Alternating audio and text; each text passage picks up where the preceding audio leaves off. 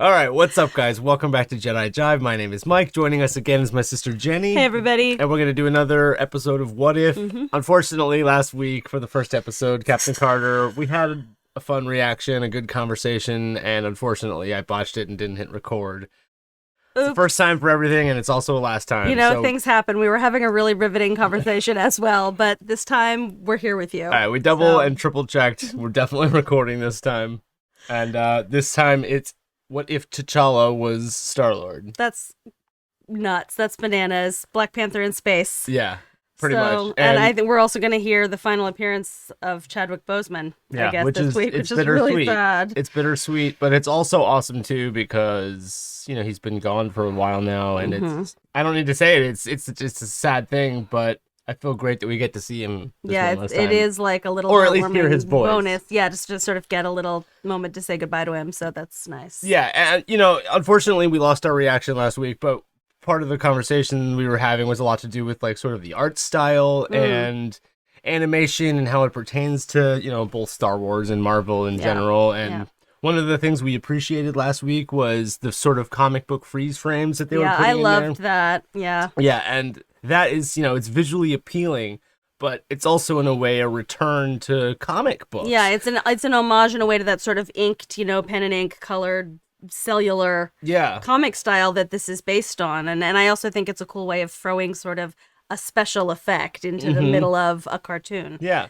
We enjoyed a lot of the stylistic flourishes last week. Yeah. I'm sort of maybe most excited to find out more about Jeffrey Wright's character, this Watcher. The fact that he's not just, I don't know, a generic narrator, but has been given a name and a face. Yeah. And that they've gotten this like lovely, esteemed theater actor to voice this part makes me think that there might be more to come or more to that character than simply a narrator. Well, which is another thing we were talking about last week, which is we know that this What If stuff is kind of standalone. It's not necessarily canon, as a lot of people would put it, because, you know, we're doing these what if scenarios, but at the same time, they're creating their own little universe within this what if. Are these episodes themselves gonna connect together in any way? Are we gonna see any threads attaching these sort of one-off what if scenarios, or we don't really know yet? Are they literally all just going to be adventures in various speculative multiversal timelines? I know I'm not the or only is person. it going to have like a through line that ties it together in some way?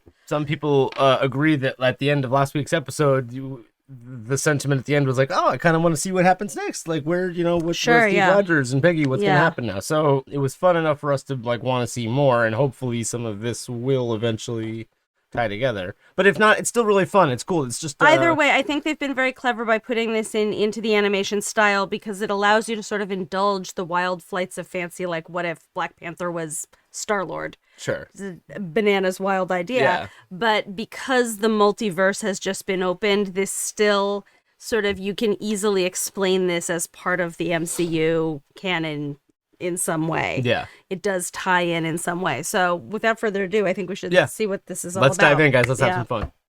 Does this mean Michael Rooker's going to be voicing? I would be so excited. I love that dude.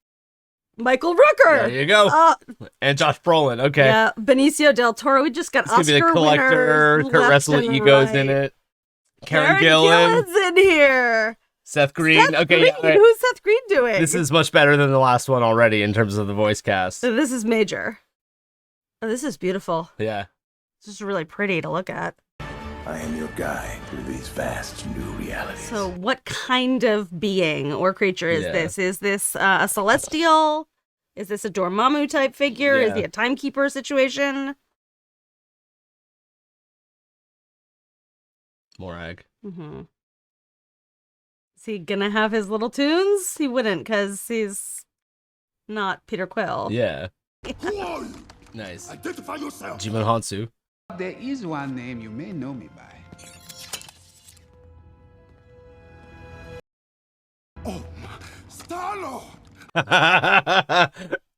He actually knows him. Not the reaction I was expecting. Hey, stop! Show some respect! This is the Star-Lord. Oh, that's hilarious. I feel like we should be bowing. I mean, we should be kneeling. Of course you would be humble. Classic Star-Lord. It shall be the honor of my life. Should I not use the gun? Go ahead. Really? Please. No. It's not a problem. I could get rid of it. It's okay. Oh my goodness. I don't think I've ever seen Jaimon Hunsu do a comic part before. He's really funny. Yeah. I barely moved. Hit me. Yike. Classic Star-Lord. Now I almost He's smiling. My God, it's so funny. That's incredible. That's amazing. Freeze, Ravager. We have you outnumbered. A Ravager never flies solo. Say again? Waiting. I said a Ravager never flies solo. Bueller. Waiting for a Yondu arrow. Some kind of catchphrase. Yep.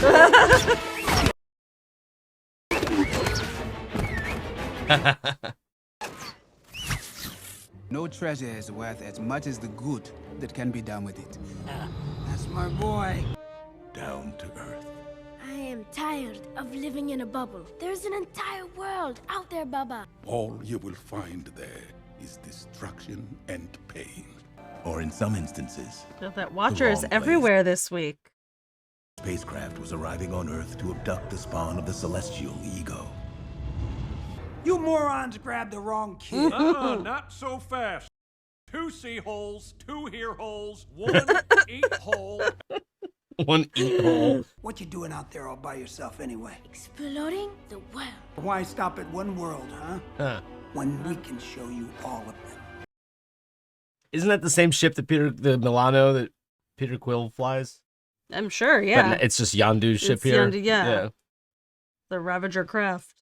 How exactly did you stop Thanos from decimating half of the universe? Oh, no. I'm a big enough man to admit when I'm wrong. Nolan! There was more than one way to reallocate the universe's resources. What? He just Stop reformed Thanos. the entire thing in this timeline. Everything's a-okay. Your money is no good here. Drax? Duh! Wait, you are the Star-Lord. You saved my home world from a Kree invasion. This universe is much better it off took with several T'Challa. days, yes. It's almost like Peter Quill's the whole reason the universe went to shit. It is a truly awful picture of you. I don't know. He looks pretty good from where I'm standing. Is it Nebula? Hey, Cha-Cha. It's Nebula. It's like a happier, more whole human Nebula because Yeah. Thanos is nice and Yeah. he hasn't ripped her to pieces. Yondu attempted to return me to Wakanda, but it had been destroyed. Whoa. You lost your home, and now you save everyone else's. Do I have a job for you? Nutrient-rich cosmic dust from an ancient supernova with the power to terraform entire ecosystems. We could feed billions of people on millions of worlds. Oh, who's the mark? Tanalir Tavon, also known as The Collector. Collector. I thought that was you. It was, but when I went straight, Tavon saw. When I went straight! That was definitely a bigger, beefier version of the Collector. Yeah, right? We steal from the rich and give to the poor. Just like that Earthling folk hero of yours, right? Robin Leach. Robin Hood. Robin Leach. Lifestyles of the rich and famous. You cultivate! Was that Ebony Maw? Our head of security. Proxima Yeah, Midnight. Proxima Midnight. Yeah, well, she's there too. They're all there. Whoa, cool. He looks like outer space Liberace. All this suffering. Scroll. And for what? My guess, he's compensating for something big. Howard the Duck. When you're out of luck, always go duck. I think Seth Green is Howard Duck. Perfect. Wakanda spacecraft? Oh, okay. Ooh. My son, T'Challa, was abducted from Earth by an alien spacecraft. T'Challa, Baba. if you are out there, we will search every last one of them until we find you. Lied to me. I was protecting you. Told me my homeland had been destroyed. My family killed. How is that protecting me? Sometimes you need to hear a lie to see the truth. You're an explorer, Star-Lord. You don't belong down there with them. You belong up here with us, with your family. The Collector is ready for you. Oof. Let's not waste the wall space. Dissect him and strip his remains for parts. To settle my debt with the Collector and steal the embers right out from under With the hair and the plot, it's like she's the femme fatale in a Sam Spade story in this version. I like it. This. The embers of Genesis. It's the ooze from Ninja Turtles 2. Standard, you are foolish. Nice. That's right, he's got the force. Yeah. Nice.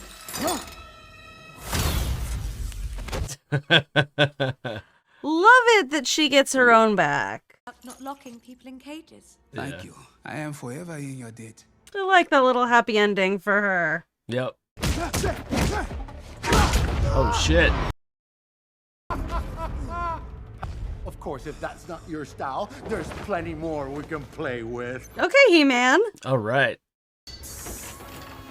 He's got like a Captain Shield. Oh, it's Hela's crown. Mm-hmm. We're just playing all the hits in this episode. Wow. Get to the ship. Are you crazy? You'll never take them yourself. Not crazy. Mad.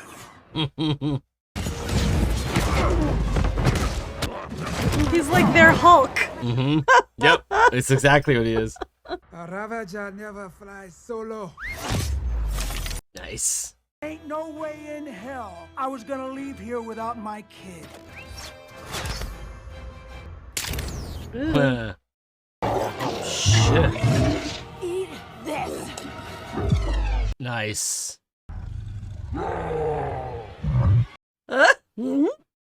Is he gonna turn into a Groot? Kind of. Is gonna terraform the whole nowhere now? Weirdly reminiscent of like the Hive tentacle monster coming through the portal last week. That all you got? Oh, yeah. Nice. Sticky fingers. I trust you'll know what to do with this. I have some idea. I love that. That's a great, like, minor character given her own back. Oh, no, stay, stop. I put a roof over your head. Oh, karma. Wow.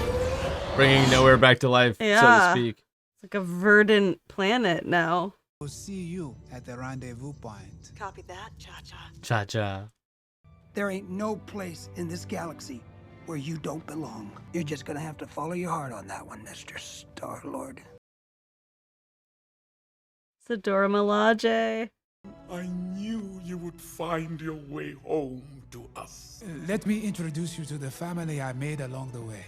My friend, that sounds an awful lot like genocide. No, because it's random. Oh my god! I mean, if you really wanted to put a label on Too it, much. T'Challa and I are best friends. I was lost, Baba. Yondu found me. And from one family reunion to another.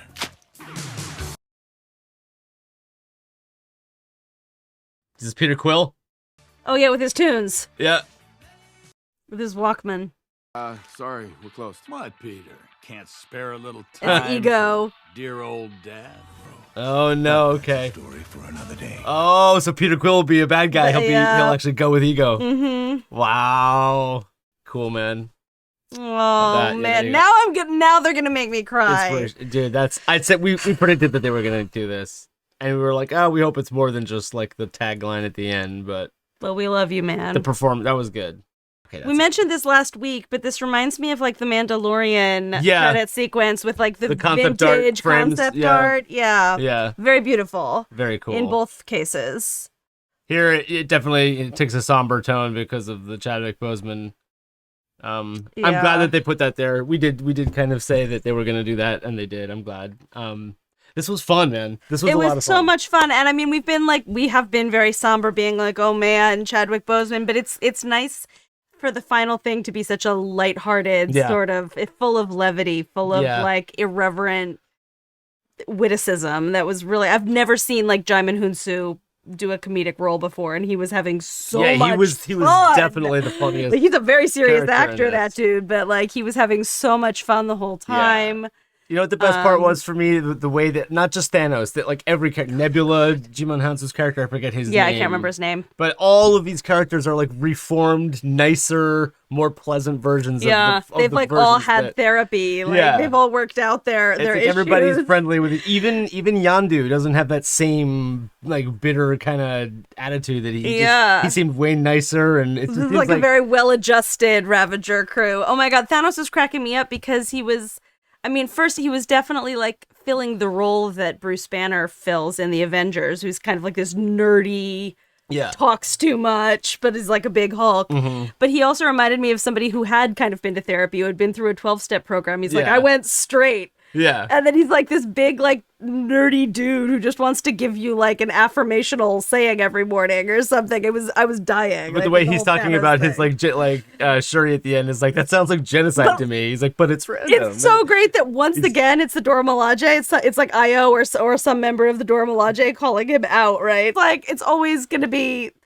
It was still like everybody in Wakanda is like way smarter than all the rest of us. For me, there's also the unavoidable sort of understory there of like, especially showing Peter Quill and Ego at the end there getting ready to be evil. Be bad, right? That like, wow, when you think about how a lot of people blame Peter Quill in Infinity War for Thanos getting away. Yeah, for that, sure. Like, literally, like, the entire reason the snap goes down, you can blame it on Peter Quill. Having to punch Thanos in the face because of Gamora dying. Yeah, sure. You know, obviously, like, it's Peter Quill's not like a bad guy, but you can definitely lay a lot of blame at his feet there. But here to be like, oh, if you made T'Challa Star-Lord, everybody's gonna end up nice. The galaxy, there's no genocide. Drax's planet and his family doesn't get destroyed. That was such a weird little moment. Yeah. And then, like, for a moment there, we thought that the trade-off was that Wakanda was destroyed, and you know that was, but it ended up not being that way. Right. So really, it's just a happy ending for everybody. It's a happy ending with like the sort of ominous threat of Ego and Peter Quill at the end there. But yeah, I mean, it didn't seem like there was some huge trade-off for all the nice things that happened in this version, like Drax's planet and Thanos being good and whatever. I love my favorite little storyline in this episode. Oh, the slave girl. The slave girl, Ophelia Lovibond's character. I can't remember her name, but she dies pretty unceremoniously in the original Guardians. She does try to grab an Infinity Stone. She like, I mean, kind of her fault, but she's reacted to captivity, you know. But I love that she was just like, I heard what you said and it inspired me, man, you know. And she like takes her own back. They gave her power back. There was something really sort of like Caliban reclaiming the island at the end of the Tempest for me about that, like this enslaved female character who's like, all right, bitches, I'm in charge now. Even more so in that, like, the Collector, she has him in a box and she's free to torture him now. It's the role. It was really funny looking at some of the boxes. They had, I think it was a Dark Elf. Yeah. The Christopher Eccleston Dark Elf character was, like, peering out of one of the boxes. They had Howard the Duck. Yeah, Howard the Duck, Seth Green. Seth Green came back as Howard the Duck. There were a couple little, like, I don't know, artifacts that we recognize, like there was Hela's crown. Yeah, like, all that fun stuff. Cap's shield was in one of the cases, so it was just a bunch of little Easter eggs like scattered throughout his collection. Yeah, that was fun. And yet again, the graphic nature of all of it is very appealing. There was like maybe one or two of those sort of not necessarily freeze frames, but this like where it looks just like a comic book frame for a moment there. Yeah. And yeah, just the style in general is fun. Like the collector's room with all of the boxes shifting around. That was very cool looking. The way that room rearranged itself, it was like very much like the Jake Gyllenhaal Spider-Man Mysterio kind of shifting thing, but that was really cool to look at. Yeah. They had like a cast of characters in the vocal The voice actors were like way more like Benicio del Toro, Josh Brolin, just like left and right Oscar-winning actors just showing Drax, up. What's his name? Dave Bautista. It wasn't him. Not him. It was not him. And it wasn't Peter. It wasn't Chris Pratt either. Who had for his one line that he had, and it wasn't. I don't think it was Kurt Russell either, was it? But But they had some real heavy-hitting talent. I was really excited to see Nebula. Yes, because that's one of my she's one of my favorite characters. I think she's one of the most sort of like underappreciated characters in the MCU. I wish she got some play more. in Endgame for sure. And we saw this version of her with this sort of, Femme fatale look, the hairstyle, the dress at the beginning. I mean, it was really like a Sam Spade story. Even the aspect of like when she tells them, she narrates that little monologue about what's going on, and it really was reminiscent of like the femme fatale comes in the office and says, well, it all started one day, So it was a great sort of that, and she calls him Cha-Cha, and she kept calling him Cha-Cha, the little flirtiness. Nebula and Chala, a little item there, kind of. That was just cool. I liked it, and then very also retro, very cool. The fact that they like terraformed nowhere just like further reinforces the universe is just better off this way. Yeah, it was this like beautiful lush green sort of planet at the end. It made me think of when you look at like ruins like in Chernobyl or something like that, where the concrete has been overgrown by plants and nature has reasserted itself. So it was this really beautiful sort of like eco-friendly image at the end there. Yeah. One thing that definitely bears mentioning, we saw more and more of the Watcher. Yeah. Throughout the opening It was more of a narrator role here. Yeah, he was in a narrator role, but throughout like maybe the opening third of the episode, his face kept showing up in the sky to the point where I really was like, is he a Celestial? Is he a Nowhere type figure? Yeah. So I am still very curious to find out more about what's up with him. Yeah. What his role is in all of this. Yeah, and then there's also the Ebony Maw, Proxima Midnight, their crew showed all up. that whole crew. At least 3 of the guys were from that crew. What's the name of the other one? Yeah, I forget. The huge one that fought Thanos. Right, exactly. But like they were all there. All of them showed up. So we got like all kinds of little This is really fun, man, because it really does sort of take the MCU is Marvel comic universe. Yeah. To like really bring the comic nature of this and make it it's a moving picture, it's an animation, but it still feels like that. And it really does feel like they're paying homage to that while also giving us giving us beautiful frame to frame digital images like we're looking at right here. They are also really very clearly paying homage to that cellular inked comic tradition, which is cool, but they have also given us like really beautiful imagery in the middle of all of this with all of the cool digital tools they have at their disposal. Yeah. You know how like we're like it'll show like T'Challa like kneeing the Collector in the face or whatever, it'll slow-mo for a second and you'll see some like sort of like explosive graphics or whatever. It's not as literal as like the Batman like, the explosive thing with it says pow in it or whatever. Right. But it's got that similar kind of like this is a comic book. It frames it for you in such a way that you can appreciate that moment by moment. Yeah. It was great. Yeah. This was fun, man. We had a lot of fun with this, guys. Fun week. Let us know what you thought about this. I'm sure you guys love this. I'd love to hear your guys' commentary on this. If you want to see a fully unedited reaction of this, go to patreon.com/JediJive. I'll put a link to the Jedi Jive Instagram and Discord below if you want to join our Discord community. It's fun. Yeah, it's fun. Thanks, guys. Let us know what you thought about this. Leave a thumbs up, subscribe. Don't forget to hit that notification bell, and we'll see you next time. Bye. Bye.